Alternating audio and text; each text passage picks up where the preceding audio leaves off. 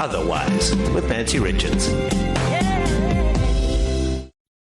Otherwise It Is with me, Nancy Richards, coming to you here from Cape Town, and it's Wednesday, which means it's our Otherwise Help Desk. And it is, as you know, Breast Cancer Awareness Month, and a very womanly subject, though not exclusively, I have to say. We are going to be talking about breast cancer in our Help Desk. Going to be talking to a couple of women who have got breast cancer and survived, and how they've coped.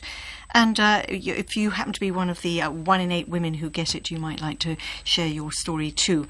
And I would say right now that men also get breast cancer, but it is worth knowing that women are 100 times more likely to get breast cancer. So you'll forgive us if we focus our attention on women and breast cancer. So that's what we got lined up, and if you would like to call, and if we have time, we will be taking calls. The number is 0892 10 2010, 0892 10 2010. Very little bit of what's news is that in support of breast cancer awareness and education, the Pink Drive is going to be hosting high coffee afternoons. They're happening in Pretoria on the 12th, Durban on the 17th, Joburg on the 19th, and Cape Town on the 26th. And that's to raise money for mobile breast check units. It's going to be a fun afternoon with goodie bags and all sorts of things, but I think the point here is that they'll be raising money for mobile breast check units, and I think that there are women all over this country who just not going to be able to get themselves to breast cancer units. So if that's a mobile one, what a good thing. So if you can help to make that happen, do. And if you want info on that, check their website, the Pink Drive website, which is pinkdrive.co.za, pinkdrive.co.za.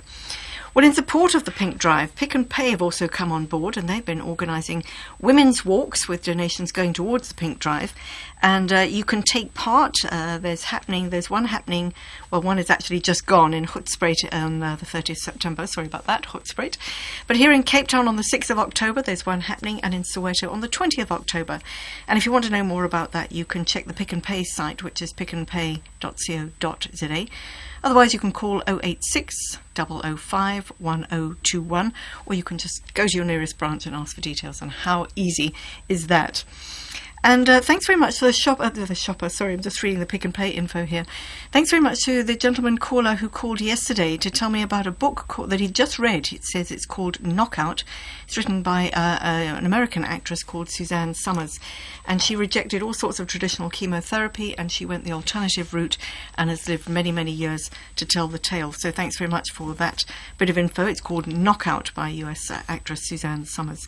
We're not advocating any particular means or methods of cracking cancer, but we are offering all sorts of information and advice. And as I say, do have two ladies right here from the Cancer Association. And just FYI, while we're talking about that, if you'd like to know more about the Cancer Association, their website is cancer, that's cansa.org.za, cancer.org.za. Give you the helpline there in just a minute.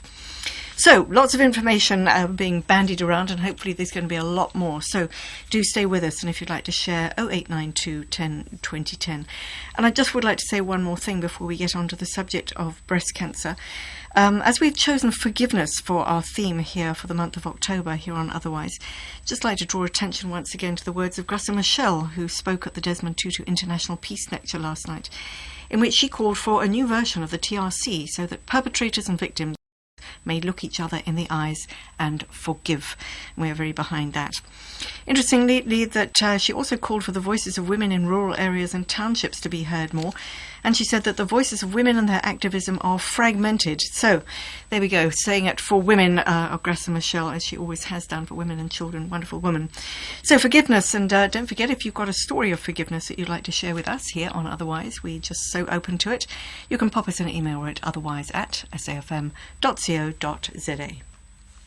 But right now you're listening to Otherwise here on SAFM, and it's Wednesday, it's our help desk, and we're talking about breast cancer. And if it's something that you think might possibly be something that you might suffer from at some stage, do listen very carefully, because there's all sorts of information we're going to share with you. Also going to share a couple of stories. In a minute we're going to be talking to two women here from the Cancer Association of South Africa who got very, very valuable advice and a wonderful great big poster that they brought in for us. I'm going to put that up on our wall.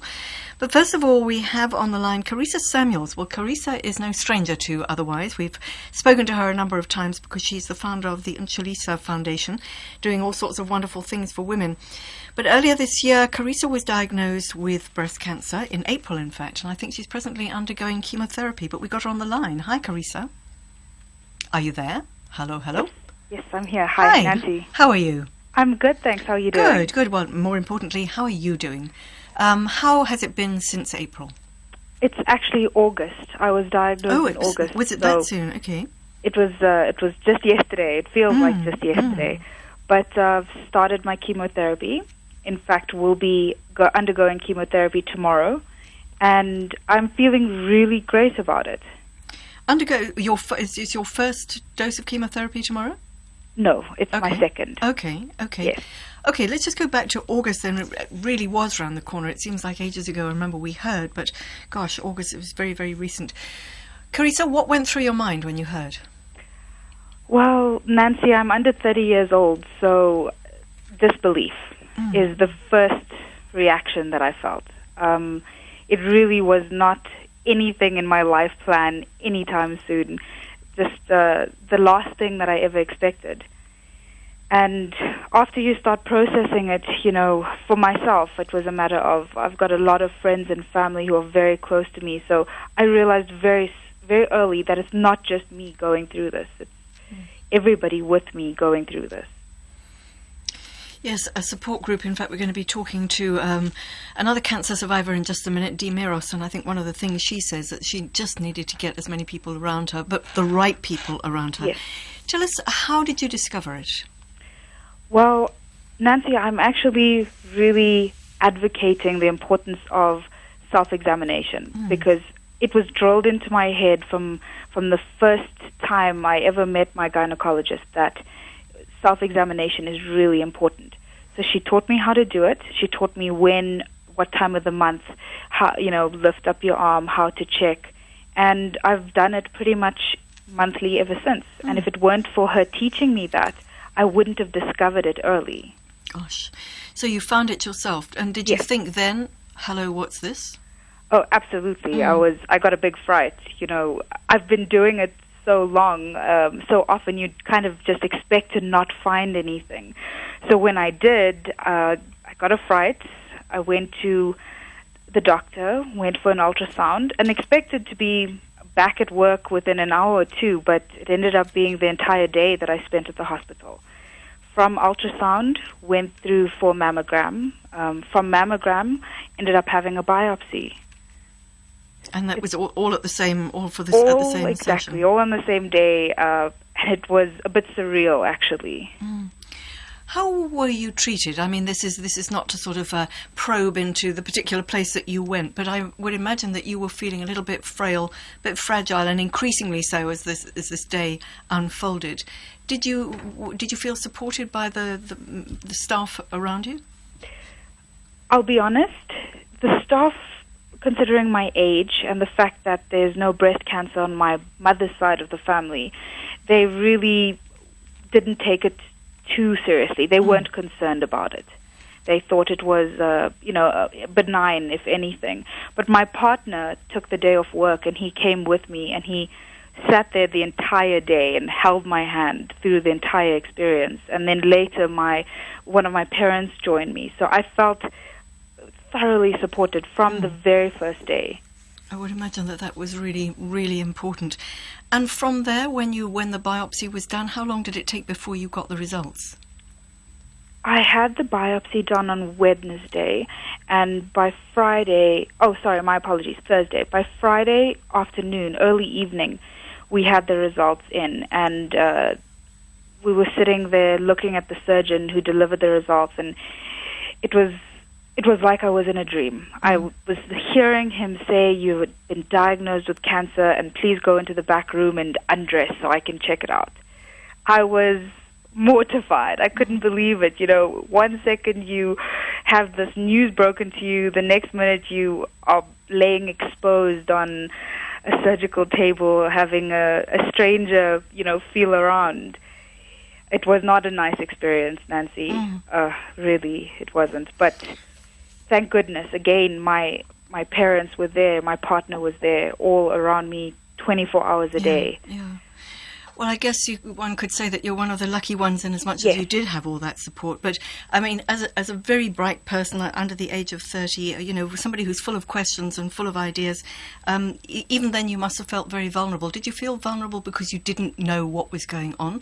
And what was your level of knowledge? Nancy, I was completely ignorant. I won't lie. Aside from the importance of self-examinations, I knew nothing. I didn't know what would happen next. I didn't know what to expect.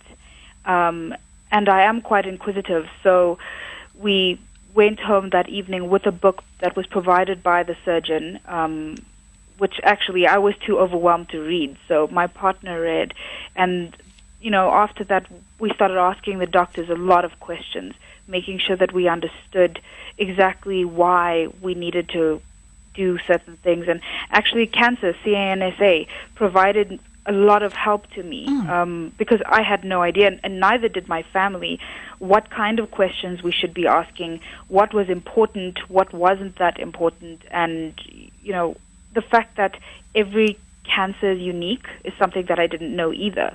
So even the fact that my grandmother on my father's mother had breast cancer, she had a completely different experience to what I'm going through. So cancer was phenomenal. I really appreciate, and Adelia, who you'll have on the show later, was fantastic, and in fact one of the first people that I called and asked for advice about this. Wow. Yes, I've just been on their site as well, and it's absolutely filled with information, so I Yes. would urge anybody who is, as you say, completely ignorant like you to actually just go and have a look, because there is advice out there, and don't wait until you're struck. Just moving ahead, the first chemo session, how did it go? Well, I was anxious, of course. I mean, we've heard a lot of things about what happens in chemo and all the side effects, but I was actually telling Adelia earlier that I was quite adamant that I didn't want to read about the side effects, and I didn't really want to hear too much about other people's experience with chemo. And this is completely unique to me. I'm not telling other people that they should do this, but I wanted to know about the back end, what was going on, why was it happening, what was in the cocktail that they would be giving me. And when I found out that the medication would be administered through a drip, I told myself, this is just a drip. It's just a needle. There's nothing to be scared of. Sit here for 2 hours, sit and read, maybe chat to people, laugh a bit, and I created that experience for myself. And it was actually quite nice because I met other people who were also undergoing chemotherapy, so we all sat in a room, and we all connected to our drips, and we have our partners or loved ones there with us, and we ended up sitting and joking and laughing at the end. And thereafter, that's when you start feeling the effects, but it's usually a day later. And how are you feeling about, excuse me, the next one that you're going for tomorrow? I'm very excited. I know that sounds really strange, but I'm excited because in terms of my course of treatment, there are 3 different kinds of chemo, red, white, and blue. And the red is the harshest. It's the one that makes you lose your hair.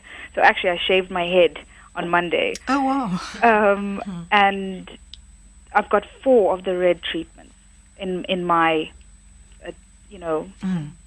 my sessions. Yeah. And it'll be my second red treatment. So I'm excited that I'm almost halfway over with the harshest part of the chemo.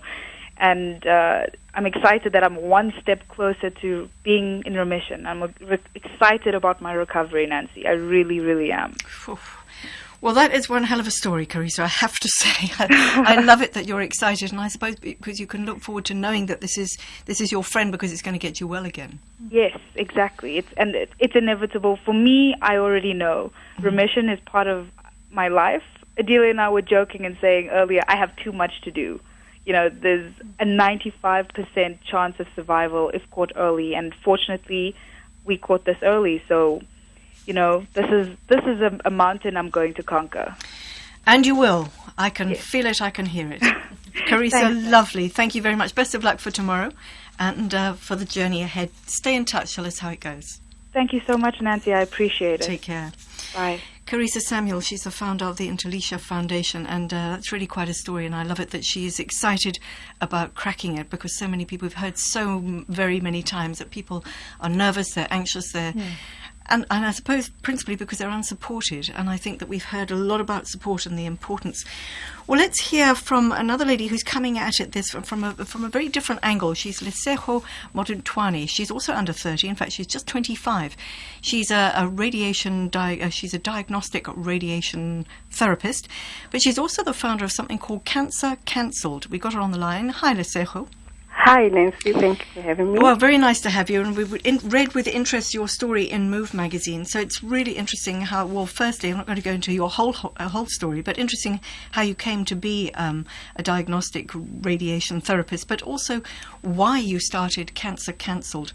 I think your own father died of cancer, your lung cancer. Yes. I'm sorry about that. I think that was that sort of triggered you. Tell us the story of why you started it.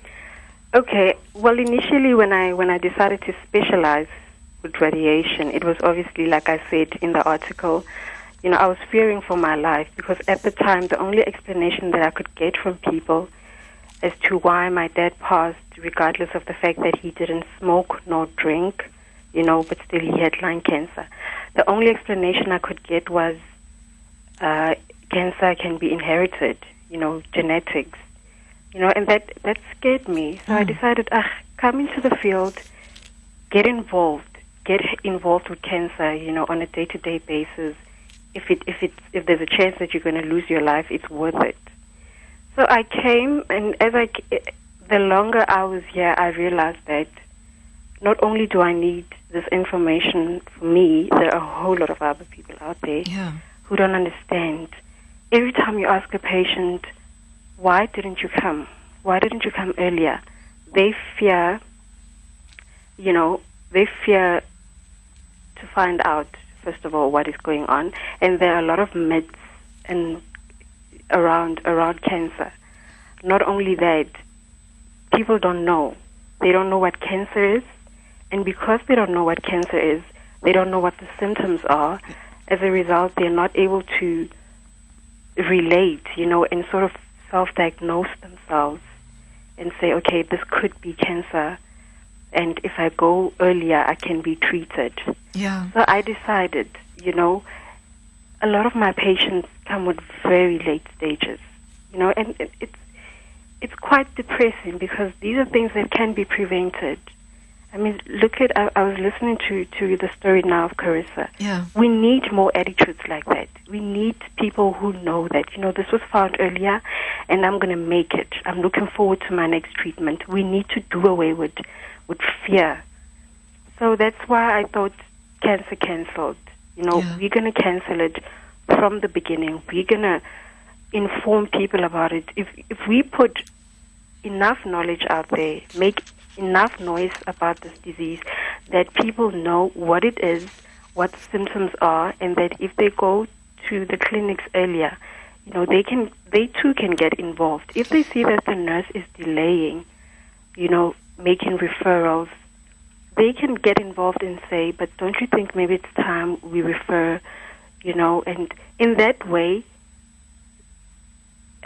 not only will we see earlier stages. Yeah, absolutely. And I think that, if I'm not mistaken, 93% of cancer, you've got a 93% chance of recovery if it's caught really, really early. Definitely. One of the things it says in the article is that when you went to the hospital in your second year of studies, you went to a hospital, and one of the things you noticed that there was only one black woman. All the other therapists and doctors were white. And so there were, adding to the fear of the unknown of this disease, there was a fear of talking to people who were not like you. Some of the fears, based on what you just said there, that the only explanation you could get about your father's cancer was that it can be inherited. There was no other input.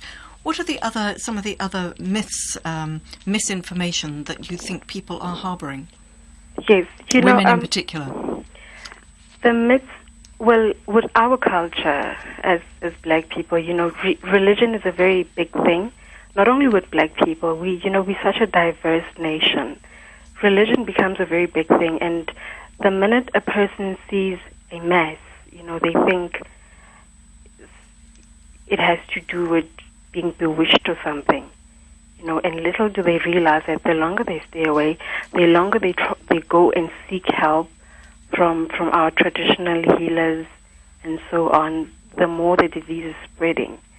So Cancer Cancelled also wants to tap into that. We also want to say to people, the same way HIV and AIDS cannot be cured, by sangomas or traditional healers, cancer cannot be cured by them either. It's a very sensitive issue and topic, and we understand that because we're tapping into people's beliefs. You understand? Yeah. But the truth needs to be told, because it's one of the factors that make people come late for their treatment, because they wasted a whole year or two, going for treatment that is not bringing about effective results. Yeah. We're talking specifically about women and breast cancer on the program today, and I think that that's something that it really, really can be dealt with, really can be found earlier. We just heard from Carissa how it's very simple. Do you think, can we start with the women? Do you think are you managing to get the message of self-examination across to women? With breast cancer, I think we get in there, most definitely, with women are starting to realize it. And the other thing that I'm positive about is that younger women are also starting to see that this is not only for. Doesn't only happen to older women. Yes, for older women. Because, a lot of literature studies say that the risk factor is 40 years above, and you have to have your mammograms from 40 years above.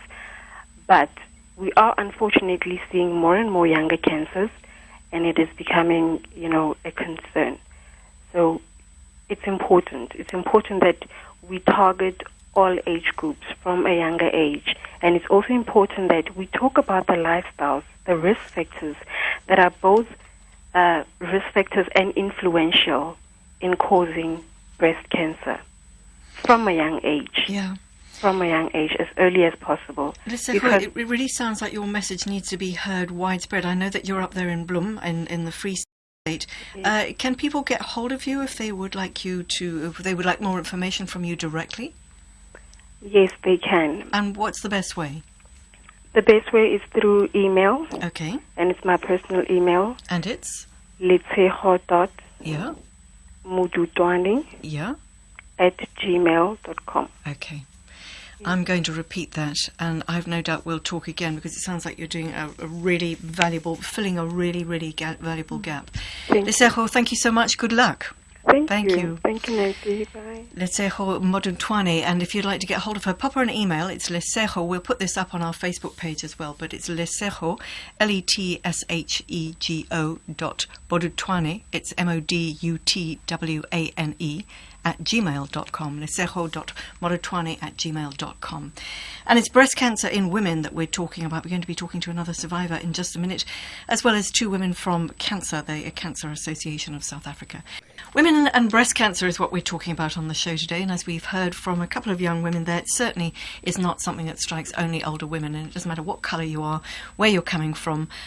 We all share those fears, and I think that that's something we're going to get into in just a minute. But if you'd like to share your story, maybe you've got some thoughts about how breast cancer struck you, what you managed to do with it, or maybe you've got some questions about, if it's affecting you and you have questions, give us a call. The number is 0892 10 2010, 0892 10 2010, because we are armed with all the information right here. We're also armed with, on the line, Dee Miros. Well, Dee Miros is a breast cancer survivor, and we read her story in the latest issue of Fair Lady magazine, the October issue of Fair Lady magazine. And Dee has quite a story, in fact. Sadly, she lost her mother to breast cancer quite some time ago, and she's also more recently lost her own sister to breast cancer. She herself has had a double mastectomy, but she's had reconstruction. But she has got one hell of a fighting attitude, and we're very pleased to have her on the line. Hi, Dee. Hi there. Nice to have you with us. Thank you. It's good to be on there. Yes, well, it's good to be sharing your story, because you just are on such a well journey. But tell us your own story. I'm very sorry to hear about your mother, but also your sister, who died really quite recently. Yeah, my sister passed away a month ago. Yeah, it's so fresh and sore. The thing is that my relationship with cancer has been the one of waiting. It's been a long and hard road to walk, knowing kind of, when you watch your mum die, and then your aunt and all the girl cousins in my family have all died as a result of cancer.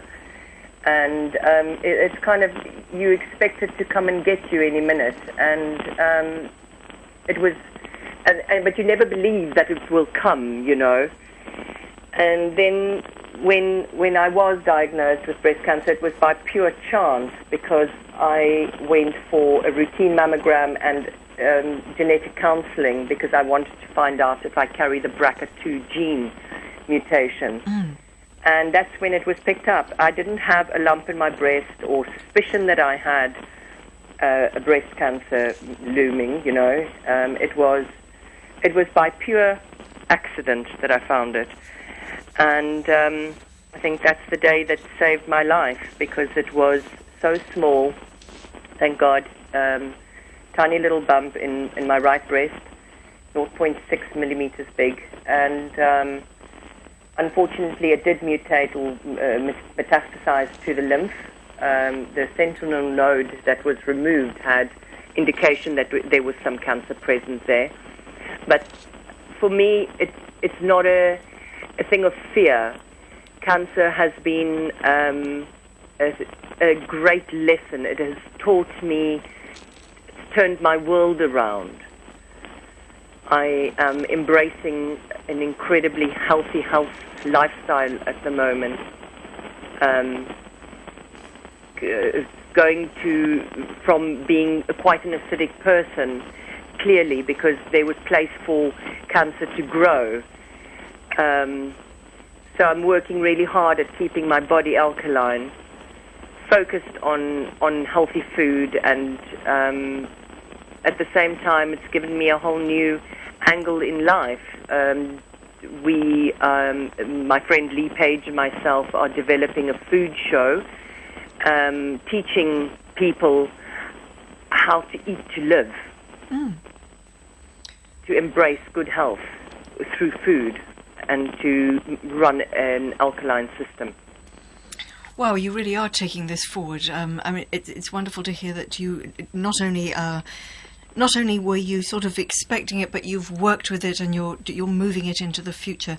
Once you had, interesting that there was no lump, a little bit worrying that there's no lump, because, we hear a lot about self-examination, but if you didn't come across it, but... I couldn't feel it. Yeah. I couldn't feel the lump in my breast because it was as big as my pinky fingernail. It was 0.6 millimeters big. Wow, so you got it then very, very early. I got it very, very early, and the scary thing is that it had still jumped into the lymph, but I believe that it has not jumped anywhere else, because there's no way that I'm going to allow cancer to become part of my world. We live with the fear when when you find out that you've been told that you've got cancer. It is the biggest shock, because it's as if you've been told that you prepare yourself, you're dying. The thing is that it doesn't have to be like that. Yeah. There's so many people, so many stories, and especially, if you embrace food to heal yourself, to get your body into an alkaline state. And yes, I'd like to hear a little bit more about that when you and Lee have got a little bit further down the line with that. We'd love to get you back on the programme, and maybe you can tell us something about those foods. Yeah, we'd be happy to come along and share our info. We are learning as we go, and, every day is just... You also learn to live in the now, every day is a gift. Yeah. And I've got a beautiful husband and 2 gorgeous children and wonderful friends. And I'm planning to stick around, man. I'm not going. Well, we'll make some long-term plans to get you on the show, but don't go away, because we really, I mean that. We're going to follow up on that one. But just on your children and your husband, and you call your husband your rock. I was quoting you earlier, saying that one of the things that you did once you knew, and in preparation for what you were about to undergo, because you had the double mastectomy, you made sure that you had a team of people around you who you call your guys, your folk. My guides, I really did. And they've got to be people that you really could trust. Well, the thing is that I needed to, before I jumped into medicine, into the mastectomy itself, I went and I took 3 to 4 weeks where I meditated, fast, eat, and I got my body into an alkaline state, because I've always been, aware of the healing powers of food and oxygen in your body, and so often, we just let it go by the wayside. Yeah. And so when I took time to get my team together, part of my team was a wonderful naturopath, and he helped me over a couple of weeks getting my body alkaline. And then Jenny Edge and Conrad Pinar, who were just incredible. So there's been a big team.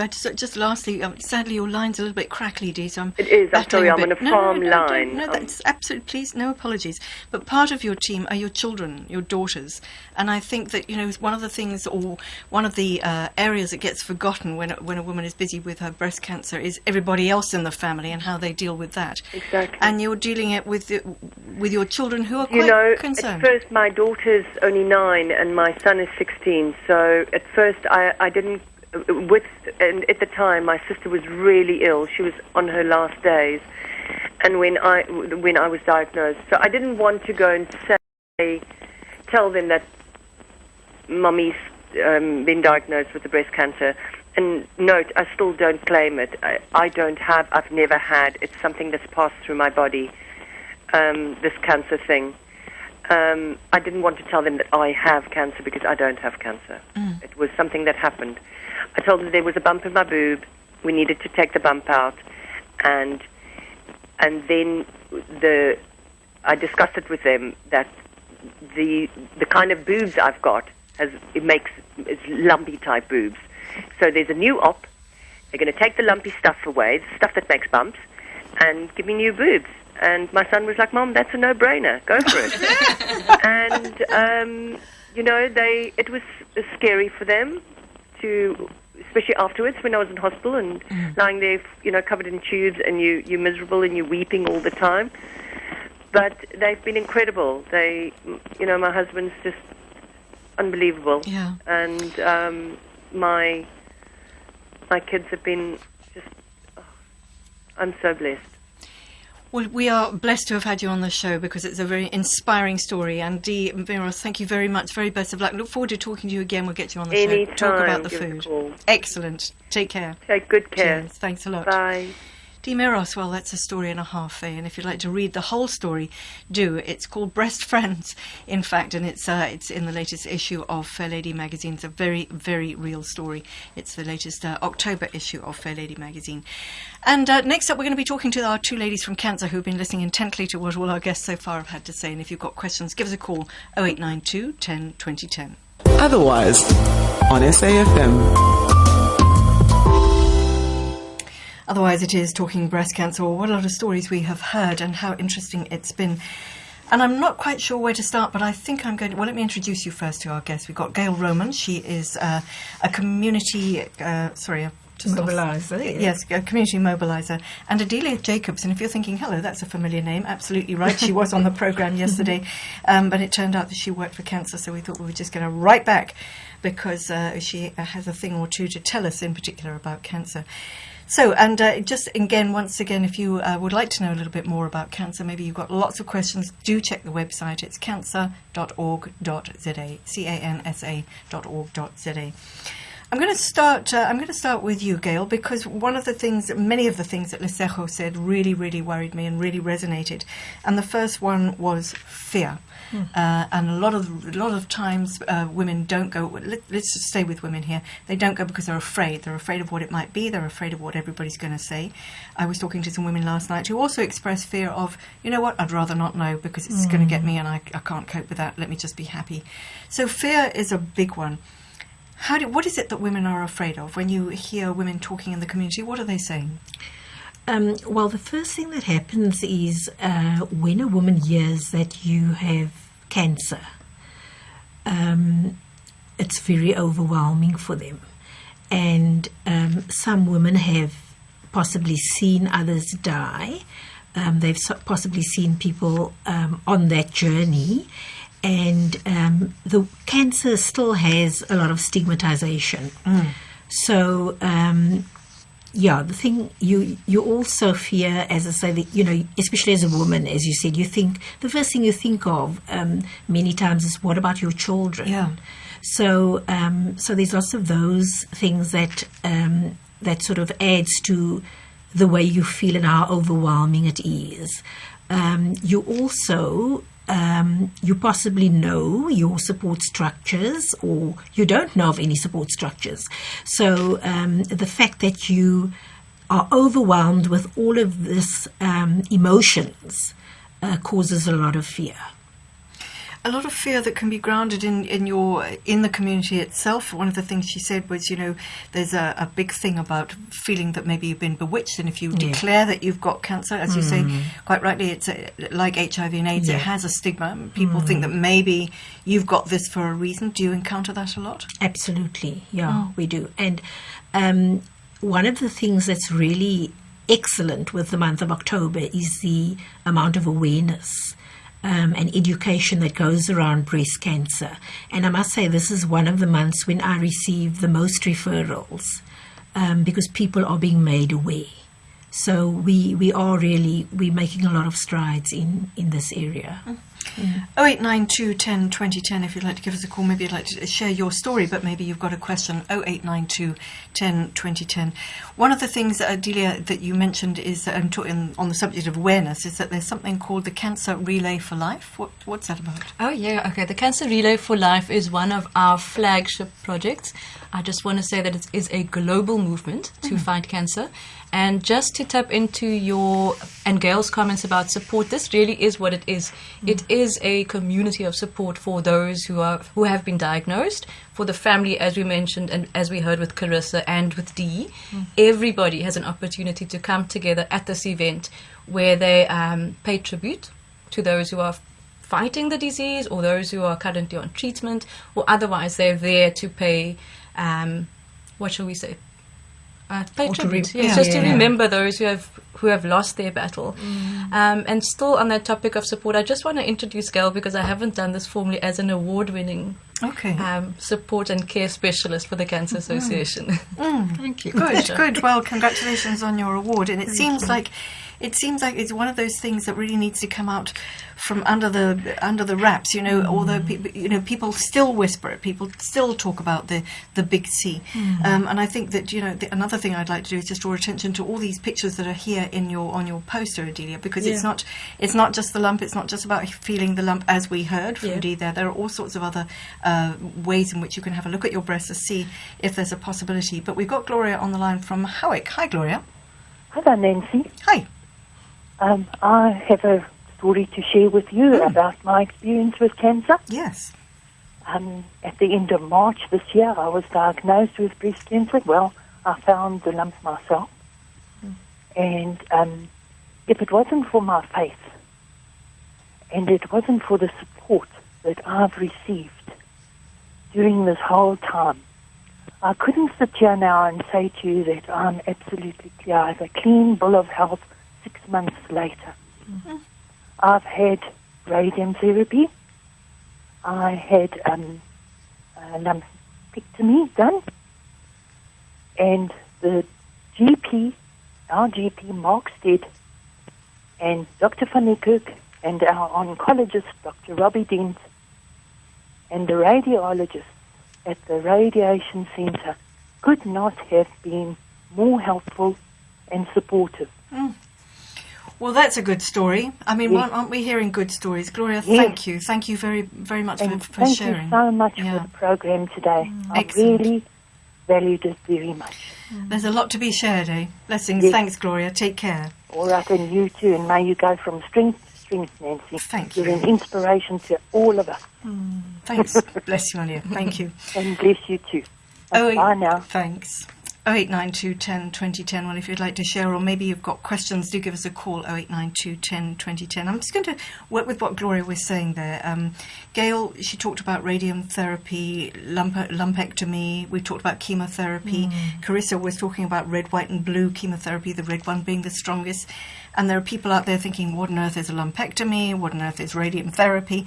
A lumpectomy is what? Just explain. The lumpectomy is when they remove the lump and they check to see whether it's cancerous the words that they use is whether it's benign or malignant.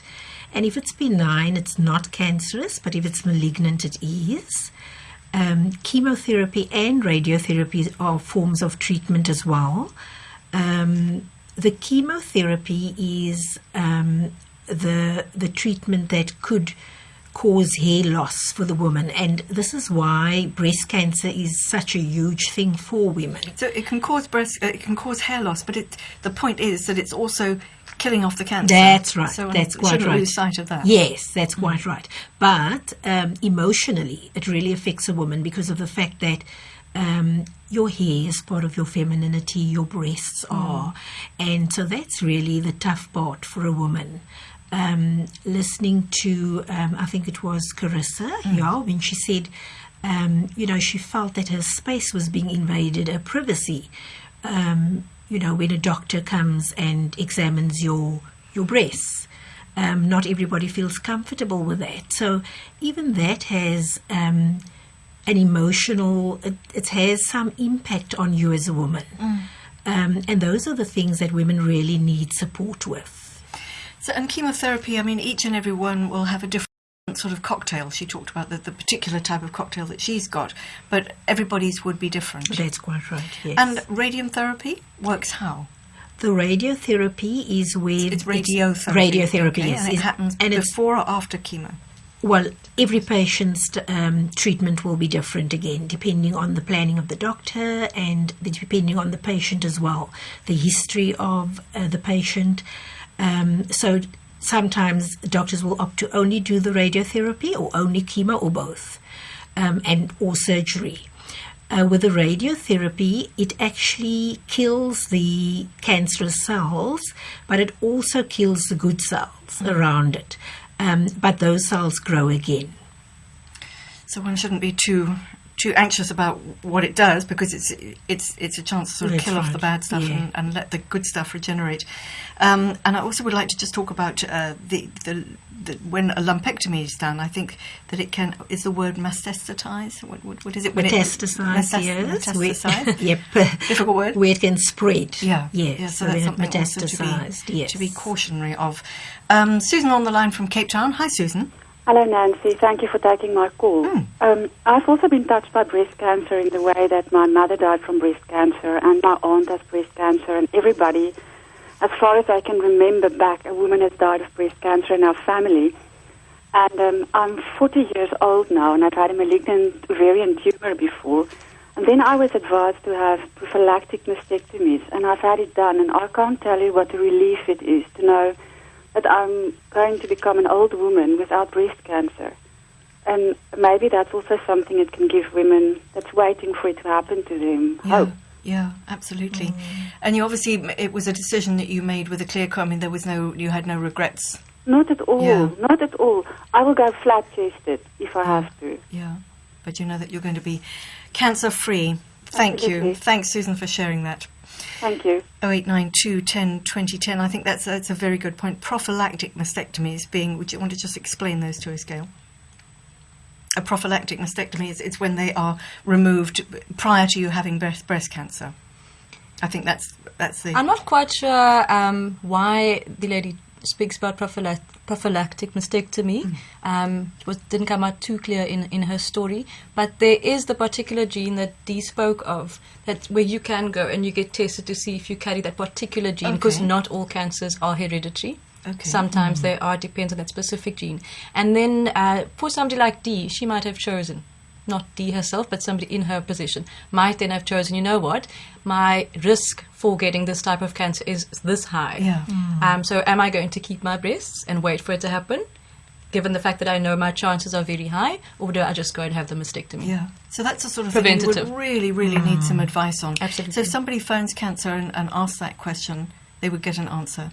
They could definitely. So yes. if they're carrying the gene, it was Dee who went for gene counselling, wasn't it? Yeah. If they're carrying the gene, prophylactic mastectomy, which would be removal prior to getting breast cancer, could be indicated. I think what's very important to say is that if you call the Cancer Association for that particular question, we would then advise that you consult with your oncologist, because only that person understands your condition, and only that person is in a position to prescribe what type of treatment is right for you, because as Gail mentioned earlier on, every single person's treatment plan is so different. Yeah, we could have the absolutely. same cancer, but our treatment plan And would be each and every different. woman is so different, and each and every experience, the way she's going to experience it, is so different. We've got Temba on the line. Hi, Temba. Hi, how you guys doing? Excellent. Well, I'm good. I'm Temba Nafamila from Miss ABC to Mobango. I'm one of the actors there. I just want to say to you guys, big ups, because you're doing a beautiful, a wonderful job of cancer awareness. Now, I'd like to say to Lisa as well, my home girl, thank you very much for your efforts. And my question I want to ask you guys is that how do we get guys to be aware of cancer? Because the serious disease in South Africa that everyone is ignorant about it. Absolutely. I always feel quite guilty that we have this women's program. We talk only about women's issues, but it's a good question, Temba. Adelia? Temba, the awareness that you speak of, is that with a specific reference to male cancers, or did you want to know as a guy? Both sex, for male and females. Okay. All right. Well, Temba, what we'd like to say is that there's nothing more powerful than acquiring knowledge. And I suppose what we'd like to advocate is to please use our website, which is www.cancer, that's cansa.org.za. For those who are Cape Town based, we have the incredible benefit of having a resource centre at number 37A Main Road in Mowbray, where you'll find very much like a library setup, as well as a computer where you can access information. Then we also have an absolute network that you could tap into, but your questions would need to be not specific. You could have generalized questions, but come prepared with questions so that we can assist you in the best way possible. Or even if you haven't got specific questions, Temba, just cruise surf that site and just have a look. And I think that's such a good idea. Blessings. Thank you for calling, and very best of luck. Much. Take care. Have a lovely day. Cheers. And you. Cheers. Incidentally, if you would like to call the toll-free number, it's 0800 22 6622. If you've got questions, 0800 22 6622. And here on Otherwise We're Talking Breast Cancer, we're rounding up the conversation about breast cancer. Really interesting to hear Temba's question there, because it gave us a little bit of pause for thought here, because one of the things about breast cancer is that it's not contagious, nobody can catch it. But Gail, would you say if a man knows that his wife or his partner has got breast cancer, it may change his attitude towards her? Yes, definitely. I mean, I've had to support patients where a husband has actually left his wife, and so, yeah, definitely. And then, on the contrary, again, some wives don't tell their husbands, and so those husbands have come forward and said, what do I do in this situation? And so we've compiled a very good pamphlet just to assist both partners with the gynecological cancers like breast and cervical cancer, which has such a huge impact on a relationship as well. Okay. Yeah. And the information on that pamphlet, if somebody is not able to access the internet, where can they find the pamphlet? They can call us. Okay. They can call us and I can get it to them. Okay. Yeah. All right. Well, let me give out that number once again. It's 0800 22 6622. That's the cancer toll-free number, 0800 22 6622. And if you'd like to check the site, it's cansa.org.za. Adelia, just in closing, I think we've only just scratched the surface here. I think there's been a huge amount of information that still could happen. But your general feeling is that people should feel optimistic, excited, as Carissa said, and feeling on top of it. Nancy, I'm going to say that whatever you're feeling it's right. Nobody must tell you it's wrong or it's right. Whatever works for you is how it needs to be. What I would like to say in closing is that being October, and we've shared a lot of information, and there's a lot more questions I'm sure out there, but I do want to say, please, we have the Cancer Care Clinic, situated number 37A Main Road in Mowbray again. And that's where women can come, and men, pardon me, that's where we accept everybody. Please come and be screened so that you can pick this up early if it's there, and that you can find the support from Gail. Get it early and it's going to go away. So there you In a go. nutshell, Lovely. yeah. Thank you so much, Gail Roman, Adelia Jacobs. Thank you very It's much. been a Thanks pleasure. too Thank to the you. team. That's Hazel Makwezeni and Tabiso Goniwe.